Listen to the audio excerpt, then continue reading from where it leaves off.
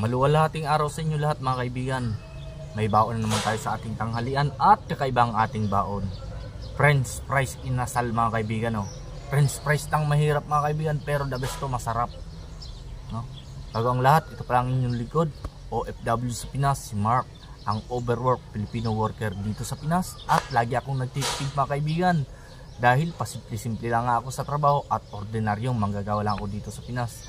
Kaya ang sahod ko ay 456 lang kada araw. Kaya ito, nugalit kong magtipid. Bago ang lahat mga kaibigan, ipakilala ko sa inyo ang organic barley. Maganda sa kalusugan mga kaibigan. Nasa comment section ang link. Baka gusto nyo mga kaibigan. Tara, samahan nyo akong kumain. Sarap. Lambot.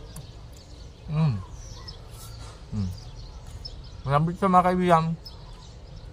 So, sakto lang ang alat niya kasi nilagyan ko ito ng konting asin.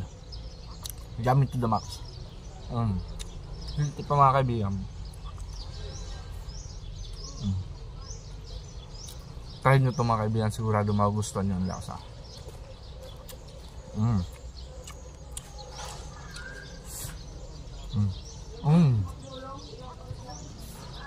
French fries mga kaibigan. Legit hindi malambot malambot talaga yan, lutong luto.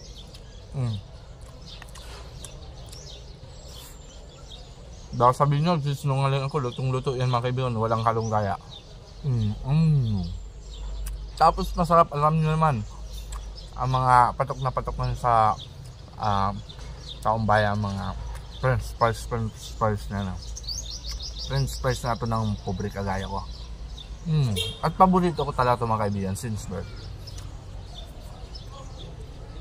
Hindi kasi ako makakapasok mga kaibigan sa mga Jollibee, McDo niyan kasi wala nga tayong sapat na pera.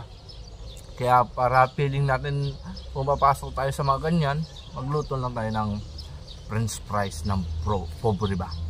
60 pesos lang kasi mga kaibigan yung kilo ng patatas ngayon. Bumili ako ng 1 kilo. Budget na namin yun pang 1 week mga kaibigan. Minsan kasi pinaghalo namin sa Carne Norte. Ito isang piraso lang to, isang bilog, no? Kaya tipid na tipid tayo dito. Sa bilog. Nasal ko lang, no?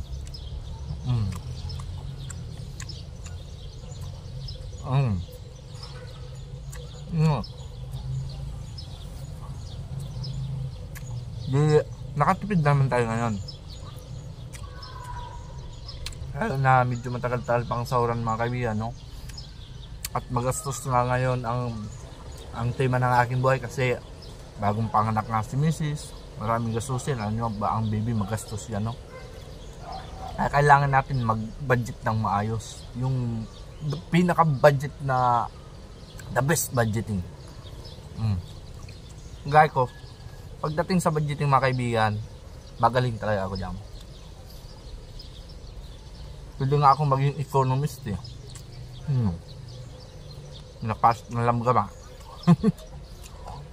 Pati lamdam gusto yung kainin ng ating ulam akala ko gusto lang niya asukal. Siguro nasisitan sila sa aking pagkakaluto ng potato.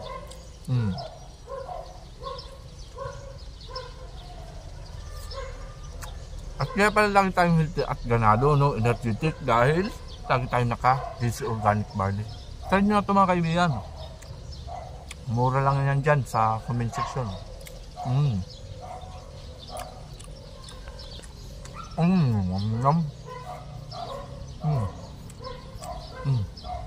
Sarap.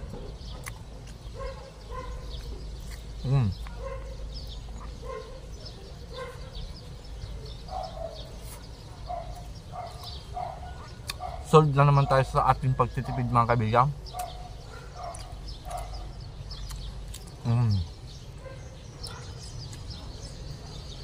Kita nyo ma'am?